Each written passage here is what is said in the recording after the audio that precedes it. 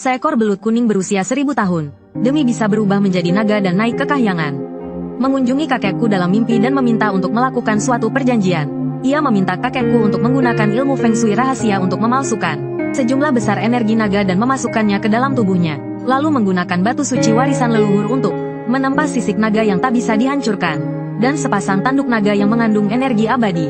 Semua ini untuk menipu surga dan membantunya berubah menjadi naga dan naik ke kahyangan.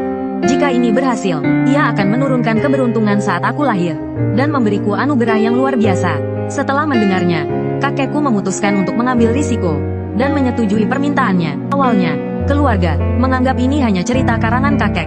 Tapi 10 tahun kemudian, tepat di hari ibuku melahirkan, bayangan naga raksasa sungguhan muncul dari bawah rumah leluhur kami. Kakek sangat gembira melihatnya, dan berharap naga itu akan memberiku anugerah apa. Tapi tak disangka, setelah naga itu pergi, tiba-tiba turun hujan badai yang sangat deras, yang hanya terjadi 100 tahun sekali. Semua penduduk desa mengungsi ke tempat yang lebih tinggi. Hanya keluarga kami yang terjebak karena ibuku kesulitan melahirkan.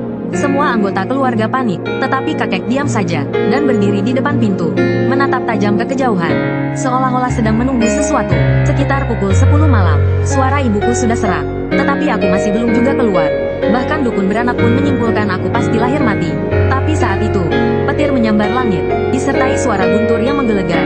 Akhirnya aku lahir. Namun, sebelum keluarga sempat bergembira, pintu tiba-tiba didobrak. Sebuah peti mati hitam pekat terbawa arus sungai masuk ke dalam rumah, dan tergeletak begitu saja di halaman. Semua orang ketakutan dan berkeringat dingin. Tetapi kakek malah tertawa terbahak-bahak. Ia mengatakan ini adalah peti mati air yang membawa keberuntungan, dan aku pasti akan menjadi orang kaya dan terhormat. Lalu ia membawa peti mati itu ke kamarnya. Waktu berlalu, aku berumur 5 tahun. Tahun itu, ibuku berencana untuk memiliki anak kedua, dan aku disuruh tidur di kamar kakek. Saat itulah aku tahu kakek setiap hari mempersembahkan sesaji untuk peti mati itu. Yang lebih aneh lagi, ia membujukku dengan permen lollipop untuk melakukan upacara pernikahan dengan peti mati yang ditutupi kain merah. Selain itu, ia juga mengajariku ilmu Feng Shui rahasia dari sebuah buku tua. Ia mengajariku selama lebih dari 10 tahun. Saat aku berumur 18 tahun, kakek akhirnya sakit parah. Beberapa hari terakhir hidupnya, ia sering menyendiri di kamarnya, dan menggumamkan kata-kata aneh, seolah-olah sedang berbicara dengan seseorang. Tapi selain peti mati itu, tidak ada orang lain di kamarnya. Hingga hari terakhirnya, kakek menyadari bahwa ia akan segera meninggal. Ia memanggilku ke sisinya dan berpesan 2 hal. Pertama, setelah ia meninggal, aku harus menggunakan peti mati di kamarnya untuk memakamkannya. Ia juga mengatakan akan ada orang yang mencoba merebut peti mati itu, dan aku harus menjaganya. Kedua, aku harus memperlakukan istriku dengan baik, dan melindunginya dengan nyawaku. Aku tercengang mendengarnya. Siapa yang mau repot-repot mencuri peti mati butut itu? Dan pesan yang kedua, aku semakin bingung. Mana mungkin aku, bujangan 18 tahun, punya istri? Saat aku ingin bertanya lebih lanjut, kakek sudah meninggal. Ayahku anak yang berbakti. Setelah mendengar wasiat kakek, ayah langsung setuju. Bersama paman, mereka membuka peti mati itu. Namun, saat peti mati terbuka, semua orang tercengang, karena di dalamnya terbaring mayat perempuan yang tampak hidup.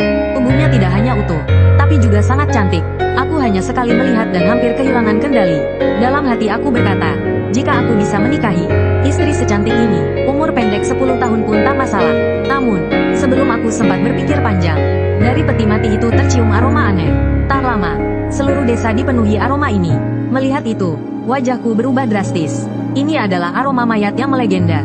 Aku pernah membacanya di buku tua milik kakek. Aroma mayat sejauh 100 mil.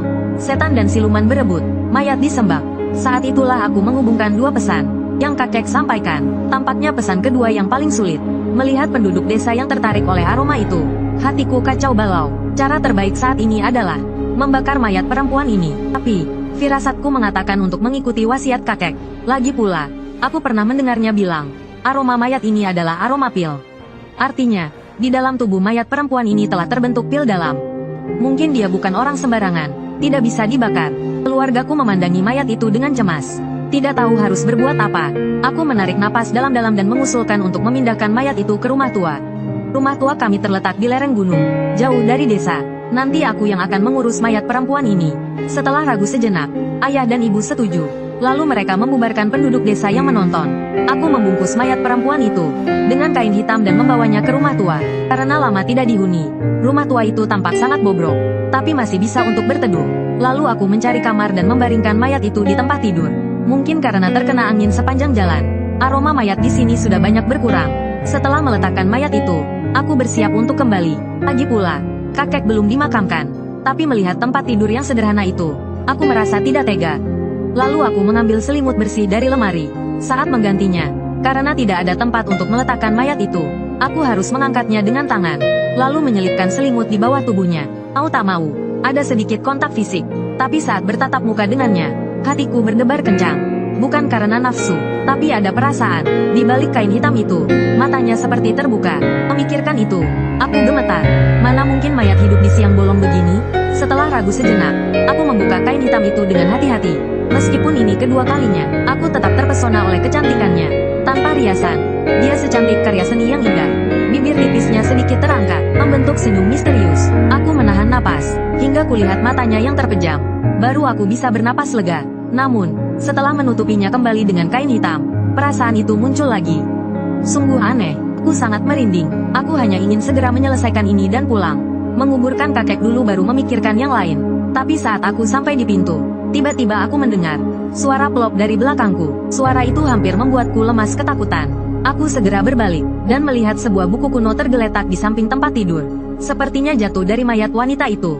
Tepat saat aku berbalik, aku merasa kepala mayat wanita di bawah kain hitam itu berputar menghadapku. Melihat itu, aku menarik napas dalam-dalam. Dengan cepat aku berjalan ke tempat tidur dan mengambil buku di lantai. Tanpa berani melihat lebih lama, aku menyelipkannya kembali di bawah pinggangnya dan langsung pergi. Setelah mengunci pintu, aku mengendus-endus, dan menyadari bau dupa sudah jauh berkurang. Mungkin abu tanaman yang aku taburkan di samping tempat tidur tadi sudah mulai bekerja. Angin di gunung ini sangat kencang. Kurasa tak lama lagi baunya akan hilang tertiup angin. Kalau baunya tidak hilang, siapapun yang mau boleh saja mengambilnya. Itulah sebabnya aku memindahkannya ke sini. Setelah itu, aku pulang ke rumah dan mengurus pemakaman kakek. Pemakamannya sangat tenang. Kakek juga akhirnya dimakamkan di dalam peti mati seperti keinginannya. Melihat kerabat dan teman perlahan pergi, aku kembali teringat mayat wanita itu. Di tengah malam, aku bola-balik dan tidak bisa tidur. Jadi aku diam-diam membawa pedang uang dan pedang kayu persik, peninggalan kakek dan pergi ke rumah lama. Namun saat itu, tiba-tiba aku melihat sekelompok orang datang dari jalan setapak menuruni gunung. Melihat gelagatnya, mereka jelas menuju ke rumah lamaku. Melihat itu, aku cepat-cepat bersembunyi di rerumputan. Tak lama kemudian, rombongan itu sampai di depan rumah lama. Saat aku melihat jelas wajah mereka, aku tak bisa menahan diri untuk menarik napas dalam-dalam. Mereka bukan manusia, melainkan sekelompok boneka kertas berwajah kaku dan berwarna-warni. Setelah yakin ini bukan acara cosplay, aku segera mengeluarkan beberapa jimat penghancur kejahatan dari tasku. Mengatasi beberapa boneka kertas ini bukanlah masalah besar, tetapi ketika boneka-boneka kertas itu mendekat, aku baru menyadari bahwa mereka juga membawa tandu merah. Detik berikutnya, seekor musang melompat turun darinya. Musang ini tampak seperti manusia, mengenakan setelan jas kecil dan bunga merah kecil di dadanya. Penampilannya meriah. Melihat ini, aku mengerti. Makhluk ini jelas mengincar mayat wanita itu. Niatnya sudah jelas. Melihatnya menjepit kedua kakinya dengan penuh semangat, aku menjadi marah. Musang itu berdiri tegak dan merapikan dasi merah di jasnya. Lalu ia berkata, "Istriku tersayang, suamimu datang untuk menjemputmu pulang ke gunung." Aku benar-benar terkejut melihatnya bisa berbicara. Sepertinya siluman musang ini punya sedikit ilmu. Aku berpikir, apakah aku bisa mengalahkannya jika aku menyerangnya sekarang? Saat aku ragu-ragu, musang itu berjalan ke pintu rumah lama dengan langkah yang tidak sabar. Melihat tingkahnya yang sok, wajah mayat wanita itu tiba-tiba muncul di benakku. Makhluk ini tidak peduli apakah dia hidup atau mati. Kalau sampai jatuh ke tangannya, pasti akan dinodai. Memikirkan itu, aku langsung marah. Aku langsung mengambil batu dan melemparnya. Binatang itu baru saja akan masuk pintu, tepat mengenai kepalanya, terpental dan jatuh terduduk di tanah. Tapi dengan cepat ia bangkit kembali. Sepasang mata kecilnya memancarkan cahaya hijau penuh amarah di bawah sinar bulan. Ia menoleh ke belakang dan meraung marah. Siapa yang berani menyerang Tuan Huang? Setelah melempar batu, aku segera merunduk kembali ke semak-semak, bahkan tak berani bernapas. Saat itu aku agak menyesal, berpikir apakah aku akan dibalas dendam setelah membuat marah binatang itu. Namun, saat aku sedang menyesal, tiba-tiba aku merasa leherku gatal, seperti ada sikat kecil yang menggaruk-garuk. Aku mendongak, ternyata binatang itu bertengger di pematang sawah di atasku, mengulurkan cakarnya dan menggaruk leherku. Astaga, secara naluriah, aku mencabut pedang kayu persik dari pinggangku dan menebasnya. Dengan ayunanku yang kuat, pedang kayu persik itu seketika memancarkan cahaya kemasan. Melihat itu, musang kuning itu terkejut. Ia segera melompat mundur dan berhasil menghindari serangan itu. Aku tak memberinya kesempatan untuk bereaksi. Ku menyerbu ke depan dan menendang kepalanya. Kali ini ia tak bisa menghindar dan terpental sejauh 7 atau 8 meter. Bergulung-gulung di tanah beberapa kali sebelum akhirnya bangkit. Ia menatapku dengan mata melotot dan berkata dengan galak, "Bocah, kau tak tahu siapa aku? Di radius 100 mil ini, siapa yang tak kenal Huang Mao? Berani menggangguku, kau akan menyesal." Menghadapi musang kuning yang garang itu, aku juga menjadi marah. Berpikir, masa aku, manusia, takut pada binatang sepertimu? Tanpa banyak bicara, aku mengangkat pedang kayu persik dan mengejarnya sambil menebas-nebas. Melihatku begitu berani, Huang Mao langsung gentar. Ia memutar tubuhnya dan dari pantatnya, semburan asap kuning keluar. Aku sungguh tak menyangka ia punya jurus seperti itu. Tanpa sempat menghindar, aku terkena kentut busuknya di wajah. Seketika aku merasa pusing dan mual. Huang Mao memanfaatkan kesempatan itu untuk melompat ke tempat yang lebih tinggi. Ia menoleh ke belakang dan berkata dengan marah, "Bocah, kau mati, bahkan dewa pun tak bisa menyelamatkanmu." Ingat itu, saat itu aku pusing karena kentutnya. Saat aku sadar, Huang Mao sudah lari ke arah pegunungan. Ke dalam pegunungan 10.000. Melihat pegunungan di bawah sinar bulan, aku tak berani mengejarnya. Sungai besar mengalir ke timur. Di sana terdapat mayat dan peti mati yang tak terhitung jumlahnya. Pegunungan 10.000 itu menyimpan banyak misteri. Kalau tidak, peti mati itu tak mungkin hanyut ke halaman rumahku. Setelah agak pulih, aku membuka pintu kamar. Melihat peti mati masih ada di sana, aku merasa lega. Aku mengumpat, "Sialan kau, hampir saja aku mati karena kentutmu." Untuk mencegahnya kembali, aku berbaring di sebelah peti mati. Lagi pula, tempat terbersih di ruangan ini ya ranjang ini. Meskipun sudah berbaring, pikiranku masih dipenuhi kekhawatiran. Tanpa kusadari, aroma dupa di ruangan semakin kuat. Aku hanya menghirup sedikit. Aroma itu, yang perlahan berubah menjadi aliran panas, menyebar ke seluruh tubuhku. Aku langsung merasa ada yang tidak beres. Saat aku mencoba membalikkan badan, aku terkejut mendapati tubuhku tidak bisa bergerak. Tak hanya itu, bahkan kelopak mataku terlalu berat untuk dibuka, dan seiring aroma yang semakin kuat, aku mulai merasa haus dan kering. Seluruh tubuhku terasa panas, perut bagian bawahku terasa seperti terbakar. Saat kesadaranku mulai hilang, kurasa sepasang tangan ramping dan panjang menyelinap ke dalam bajuku. Astaga, apa yang terjadi? Meski berani, aku mulai ketakutan. Aku sangat menyesal, kenapa aku harus tidur bersamanya? Bencana ini, jika dia bangkit, pasti akan menghisapku sampai kering.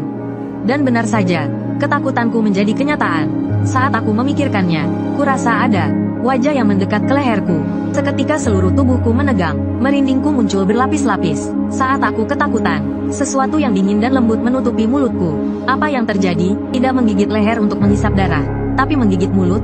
Aku bingung, tapi rasa dingin ini memang enak. Sayangnya, hanya beberapa detik, bibir dingin itu meninggalkan mulutku. Dalam keheningan, wanita itu sepertinya berbaring kembali. Apakah dia tidak menggigitku karena kami sudah menikah? Mungkinkah dia juga menginginkan seorang pria? Aku terus berpikir. Kepalaku semakin berat. Tanpa sadar, aku tertidur.